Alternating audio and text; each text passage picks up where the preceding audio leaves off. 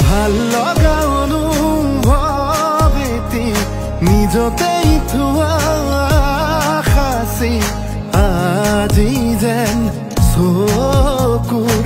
আগতে সজি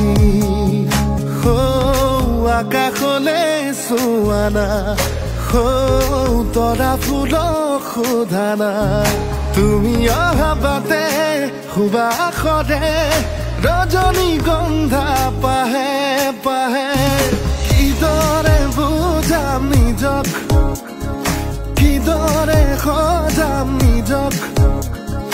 কিদৰে বুজাম নিজক